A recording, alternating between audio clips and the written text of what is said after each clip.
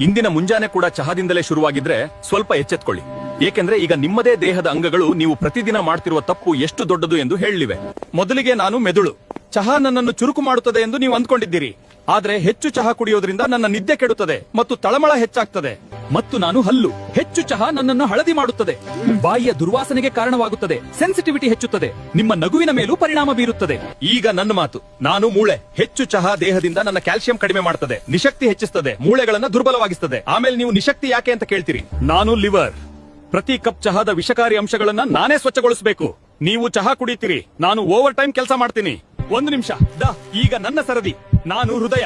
ಹೆಚ್ಚು ಚಹಾ ನನ್ನ ಬಡಿತವನ್ನು ಹೆಚ್ಚಿಸುತ್ತದೆ, ಬಿಪಿ ಜಾಸ್ತಿ ಮಾಡುತ್ತದೆ ಮತ್ತು ನನ್ನನ್ನು ಸುಸ್ತಾಗಿಸುತ್ತದೆ. ಈಗ ನನ್ನ ಭಾವನೆ ಕೇಳಿ. ನಾನು ಹೊಟ್ಟೆ. ಖಾಲಿ ಹೊಟ್ಟೆಯಲ್ಲಿ ಚಹಾ ಕುಡಿಯೋದು ನೇರವಾಗಿ ಗ್ಯಾಸ್, ಅಸಿಡಿಟಿ ಮತ್ತು ಎದೆಯುರಿಗೆ ಕಾರಣವಾಗ್ತದೆ. ನಷ್ಟ ನನಗೆ, ಮಜಾ ನಿಮಗೆ. ನಾನು ನಿಮ್ ಹೆಲ್ತ್ ಡಾಕ್ಟರ್. ನಾನು ನಿಮ್ಮನ್ನ ಹೆದರಿಸಲು ಬಂದಿಲ್ಲ, ಎಚ್ಚರಿಸಲು ಬಂದಿದ್ದೀನಿ. ಈಗ ನೀವು ಕಮೆಂಟ್ಸ್ ನಲ್ಲಿ ಹೇಳಿ ಡೈಲಿ ಎಷ್ಟು ಚಹಾ ಕುಡಿತೀರಿ ಎಂದು, ಹಾಗೂ ವಿಡಿಯೋಗೆ ಲೈಕ್ ಮಾಡಿ. ಬಾಯ್.